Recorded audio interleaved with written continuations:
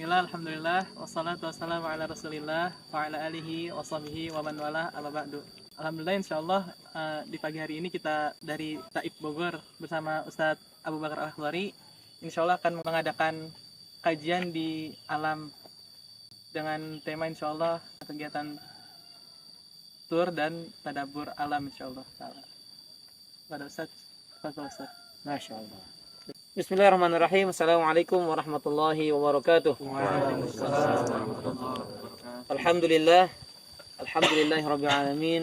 Wa sallallahu wa baraka wa an'ama ala Muhammadin wa ala alihi wa ashabihi ajma'in, amma ba'd. Alhamdulillah, kita bersyukur kepada Allah Subhanahu wa taala. Kemudian salawat dan salam semoga senantiasa terlimpah curahkan kepada Nabi Muhammad sallallahu alaihi wasallam. Alhamdulillah, kegiatan perdana tur and tadabur bersama Taib berjalan sampai kita berada di tempat ini, yaitu di Bukit Paniisan, ya, walaupun tidak sampai puncak, tapi tujuan kita tercapai, yaitu untuk melakukan perjalanan, kemudian kita mentadaburi dan mentafakuri ciptaan-ciptaan Allah Subhanahu wa taala. Ya, kita bisa lihat di sekitar kita, lihat bagaimana gunung yang Allah Subhanahu wa taala ciptakan, pepohonan yang Allah Subhanahu wa taala ciptakan. Semua ada dalam Al-Qur'an, ya. Bahkan Allah tegaskan, afala yanzuruna ilal ibili kaifa khuliqat wa ilas samai kaifa rufi'at wa ilal jibali kaifa nusibat wa ilal ardi kaifa sutihat. Di antara yang disebutkan adalah bagaimana gunung itu dijadikan pasak, ya, ditancapkan, dijadikan pengokoh bumi. Demikian pula Allah Subhanahu wa taala berfirman di dalam surat Ali Imran. Nah, ini akan menjadi ayat yang kita akan tadaburi karena ada kalimat-kalimat yang disampaikan oleh Syekh As-Sa'di rahimahullahu taala terkait dengan ayat ini, bagus ya untuk menjadi bahan kita bertafakur, motivasi agar kita bertafakur. Allah Subhanahu wa taala mengatakan, inna fi khalqis samawati wal ardi wa ikhtilafil laili wan nahari la ayatin liulil albab. Sesungguhnya pada penciptaan langit dan bumi, silih bergantinya malam dan siang, ada tanda-tanda kebesaran Allah bagi orang-orang yang berakal. Jadi dalam penciptaan langit dan bumi termasuk apa-apa yang ada di langit dan apa-apa yang ada di bumi. Juga termasuk apa yang ada di antara keduanya, itu antara langit dan bumi. Itu semuanya menunjukkan akan kebesaran, keesaan, keagungan, dan keindahan Allah Subhanahu wa taala. Bagi siapa itu bisa diambil pelajarannya, dipetik hikmahnya? Allah hanya membatasi liulil albab, bagi orang-orang yang berakal. Artinya orang ini berarti menggunakan akalnya, menggunakan pikirannya untuk direnungkan ciptaan-ciptaan Allah tersebut.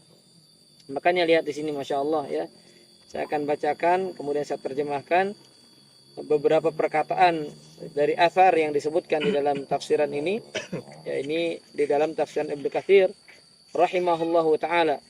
Ketika berbicara ayat ini, beliau menukil sebuah perkataan yang disampaikan oleh Syekh Abu Sulaiman Ad-Darani. Beliau berkata, perhatikan ya, inni la akhruj min manzili, dan kita semuanya sama. Kata beliau, sesungguhnya aku benar-benar keluar dari rumahku. Nah, kita kan semua dari tempat tinggal kita masing-masing ya. Apa kata beliau? Fama yaqa'u basari ala syai'in illa ra'aitu lillahi alayya fihi ni'mah. Dan tidaklah ada sesuatu yang aku lihat. Kita lihat banyak hal di sini. Keluar rumah, tidaklah ada sesuatu yang dapat aku lihat kecuali di dalamnya ada lillahi alayya, ada hak Allah bagiku, fihi nikmah, yang mana itu adalah nikmat Allah yang wajib ditunaikan dari kita untuk Allah. Jadi setiap kita memandang ciptaan-ciptaan Allah, di situ ada nikmat yang wajib disyukuri, itu maksudnya. Kemudian beliau mengatakan auli fihi ibrah, atau ada bagiku sebuah pelajaran. Itulah orang-orang berakal. Apa yang dia lihat, apa yang dia pandang, bukan sekadar dilihat, bukan sekadar dipandang. Sama seperti halnya hidup. Semua orang dikasih kehidupan sama Allah. Tetapi kehidupan ulil albab, kehidupan orang-orang beriman, tidak sekadar hidup. melainkan hidupnya untuk yang maha hidup. Nah, memandang pun demikian.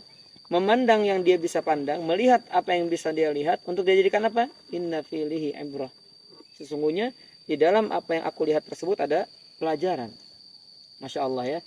Kemudian beliau mengatakan, jamaah rahimani rahimakumullah, teman-teman sekalian, di dalam perkataan lain yaitu dari Hasan Al-Basri, tafakkur sa'ah khairun min qiyamil lailah. Berpikir sejenak itu bahkan lebih baik daripada sholat semalam suntuk. Karena ada orang mungkinnya dari pada isya sampai subuh tapi sambil ngelamun, nggak ditafakuri apa yang dia baca. Jadi artinya mungkin saja capeknya, letihnya saja dia dapatkan, tapi tidak ada yang dapat diambil pelajaran dari apa yang dia kerjakan. Nah, sedangkan kalau bertafakur, ya barangkali banyak pelajaran yang bisa dia ambil. Banyak pelajaran faedah yang biasa dia petik. Kemudian beliau melanjutkan, waqala Fudail, berkata Fudail, qala Al-Hasan, berkata Al-Hasan, al-fikrah mir'ah turika hasanatik wa sayiatik. Jadi berpikir itu adalah cermin. Cermin itu fungsi untuk apa? Akan memperlihatkan kepada kamu kebaikan-kebaikan dan kejelekanmu. Jadi dengan berpikir kita akan tahu apa sih kebaikan kita dan apa keburukan kita. Artinya di sini ajakan motivasi untuk banyak apa? Mikir. Kalau kata orang kasar kan mikir dong, tapi benar. Allah mengatakan apa? Allah mengatakan Allah mengatakan afala ta'qilun? Tidakkah kalian berpikir? Tidakkah kalian mengambil pelajaran? Tidakkah kalian bersyukur? Nah, itu sama, ya. Walaupun mungkin dengan bahasa manusia, bahasa yang kurang pas, tapi intinya sama, agar kita berpikir. Kemudian juga teman-teman sekalian yang semoga dirahmati Allah Subhanahu wa taala, di sini disebutkan juga tuba liman kana qiluhu tadzakkura. Beruntung bagi siapa yang kata-katanya adalah zikir. Wasamtuhu tafakkura, dan diamnya berpikir. Masya Allah. Jadi ketika ngomong zikir, ketika diam berpikir. Wa nadharuhu ibara, dan ketika melihat dia bisa mengambil pelajaran. Masya Allah ya. Jadi semua gerak-gerik seorang hamba muslim itu nggak ada yang sia-sia. Ini bagus. Jadi diam, bukan bengong, gitu, tapi berpikir apa yang bisa dilakukan, apa yang bisa dipetik, apa faedah dan sebagainya. Kemudian juga dikatakan di dalam tafsir Ibnu Katsir ini juga bahwasanya Umar bin Abdul Aziz, khalifah ke-5 disebutnya ya. Dikatakan khalifah ke-5. An Abu Bakar, Umar bin Khattab di sini, kemudian Utsman bin Affan, Ali bin Abi Thalib, dan disebutkan khalifah ke-5 adalah Umar bin Abdul Aziz, dan ada keturunan dari Umar bin Khattab radhiyallahu anhu. Beliau berkata, ya, kata beliau, al-kalamu bi dzikrillahi azza wa jalla hasan. Berbicara itu ucapan-ucapan yang mengandung zikir itu adalah baik. Wal fikratu fi ni'amillahi afdhalul ibadah. Dan berpikir tentang nikmat-nikmat Allah adalah sebaik-baik ibadah. Ya, ini semua nikmat Allah atau bukan? Semua nikmat Allah. Allah tinggikan langit tanpa tiang, Allah hamparkan bumi, gunung yang Allah ciptakan, itu semuanya adalah nikmat dari Allah. Jadi semua nikmat ini diperuntukkan untuk siapa? Manusia. Agar manusia bersyukur kepada Allah Subhanahu wa taala, ya. Baik, teman-teman sekalian yang semoga dirahmati Allah Subhanahu wa taala. Masih banyak perkataan-perkataan yang sebetulnya perlu disampaikan, tapi cukup ini menjadi pelajaran bagi kita semuanya. Lihat ya, kita insya Allah nanti kita rutinkan ya. Jadi benar-benar kita ketika jalan sambil zikir, nanjak baca apa? Allahu Akbar, bertakbir, Allahu Akbar. Ketika datar atau turun, Subhanallah. Itu zikir ya. Dan ketika diam pun, misalnya diam, itu masya Allah, lihat ya, pohon begini bisa dihasilkan jadi uang gitu kan.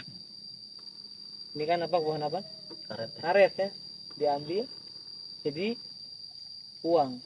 Ini yang kita duduki ini hasil ciptaan manusia atau Allah juga sumbernya? Allah juga ya, bambu, pohon. Jadi kita duduk. Yang antum duduki juga tanah ciptaan Allah. Jadi semua tidak lepas dari nikmat Allah. Semuanya nikmat. Ya, kita sehat bisa berjalan nikmat. kita bisa berpikir, kita bisa mengambil pelajaran dari kajian ini adalah nikmat semuanya. Ya, jadi itulah yang Allah katakan inna fi dzalika laayatil liulil albab, yang pada demikian itu ada tanda-tanda kebesaran Allah bagi orang-orang yang berakal. Jadi semua yang kita kerjakan untuk apa sebetulnya? Untuk mengagungkan Allah. Termasuk ibadah, sholat, zakat, puasa, antum kajian untuk apa sebetulnya?